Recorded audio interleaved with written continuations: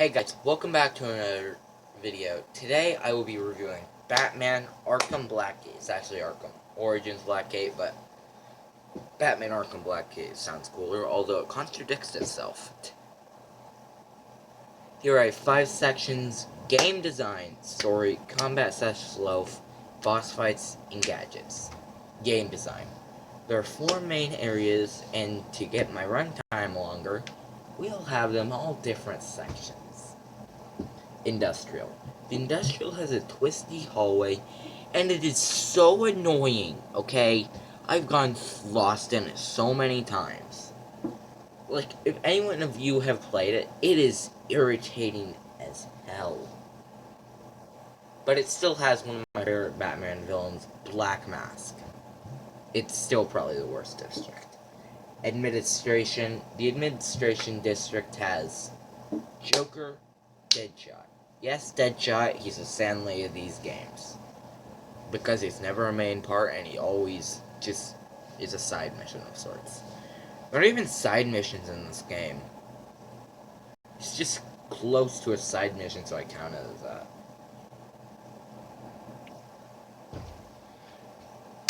The location is half burning and exploded, but the fire should be put out, especially when it's raining, but it still looks great. Some rooms even fill up with toxic gases, which are Joker toxins, which is a really neat concept. The cell blocks. Here we have Bronze Tiger, the guy no one knows about, and Penguin. Definitely the second best area here. You also trace Penguin's location via a blood trail, which means more detective elements, which is always a nice addition. Lighthouse. This is where you technically fight Penguin, but you also fight the same Catwoman boss here. It's nothing special, but it is easily my favorite section. It's nice and clean. But overall, the game design is pretty decent. We have gems like the Lighthouse and garbage like Industrial.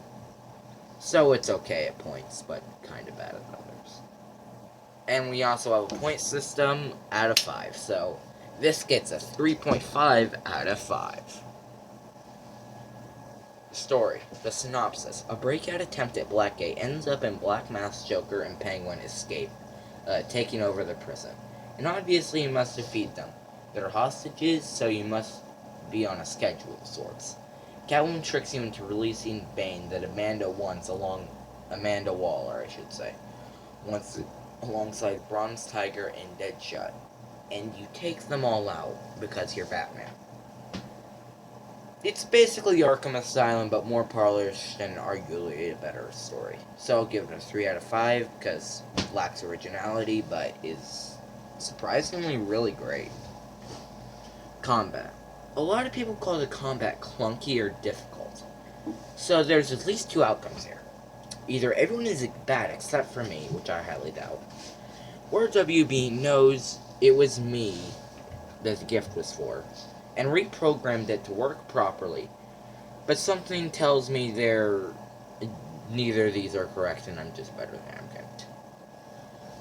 But sometimes there's 4 guys in a room, and then they just send in 9 more because they're like, you're Batman. I'm technically not Batman. I'm just some random guy recording a video because he has no soul and just wants people to like him. Was that too harsh? Yeah, that was too harsh. Oh, it's like so harsh. Never mind. Okay, well basically, it works good enough. Stealth. The stealth is clunky and practically useless. It doesn't work. In City, it's difficult because there's a group of enemies and you need challenges. This clunky and unnatural at points. Sure, there are some things that makes it good. Like, you can throw a batarang at a chandelier to take out an enemy, or throw a batarang at the smoke machines in the Penguin fight, or you get the idea. You can stun enemies. And you get the inverted takedown at the very beginning, which is always awesome. So I give the combat a 2 because of stealth. It's lucky it got that. If it wasn't for stealth, it'd get a 1. Boss fights. We have Catwoman, Deadshot, Black Mask, Bronze Tiger, Penguin, Joker, Catwoman again. Catwoman is the most generic fight ever. You just dodge, stun, wail on her, roll behind her, stun her, wail on her. Dodge 3 times. Stun, wail on her. Pretty bad, I'd say. It's not a Bane boss fight, or the technical term, a Rhino boss fight. I get that. I said that because it first originated when the 2000 Spider-Man came out, PS1. And N64. Deadshot is pretty great. The camera angle is in the scope. And while he lines it up, you hide behind cover.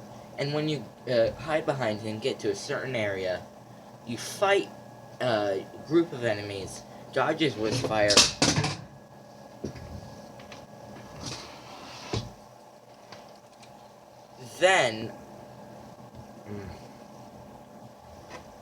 Then you use the spotlight he knocked out to take him out. Not too terrible, I'd say. Black Mask, decent. It's nothing special, but it's not terrible. It's no Catwoman. But anyways, what ends up happening is you knock out a light, trick him, throw a wall at the battering you were just at, go under the vents, take him out. It's better than Catwoman, although that's really much. Bronze Tiger, literally Catwoman reskinned. You dodge, stun, wail, roll, stun, wail, roll, dodge, dodge, dodge, stun, wail. Obviously terrible. Penguin, you lure thugs away, wail, Batclaw thug, wail, Batclaw, wail.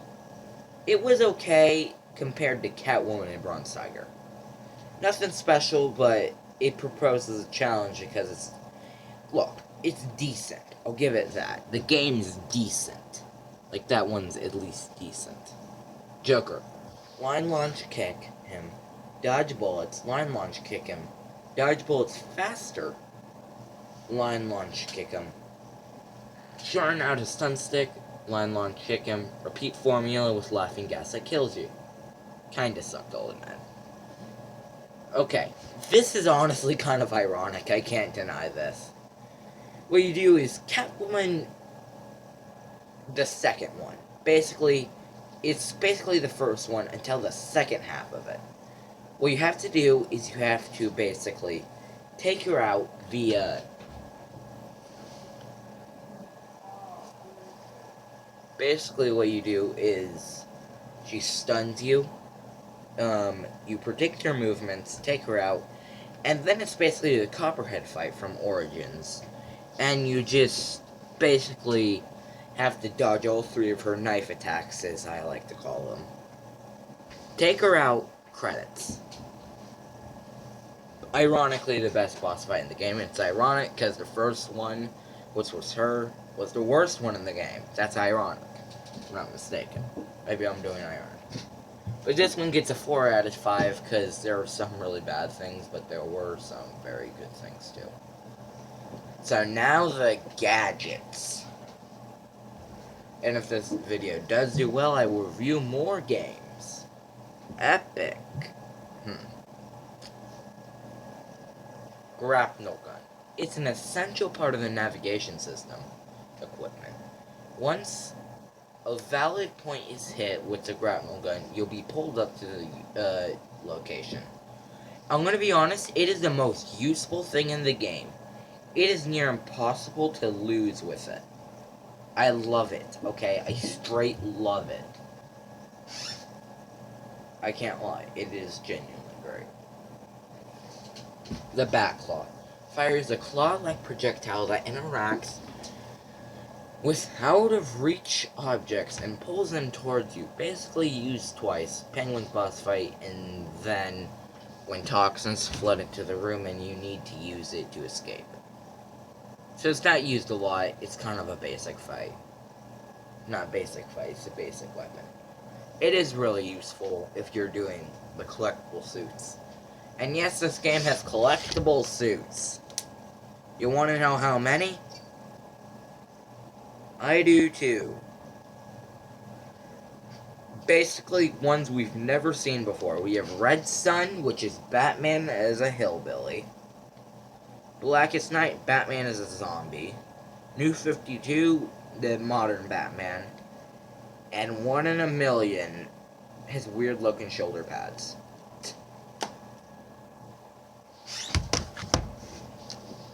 Line Launcher.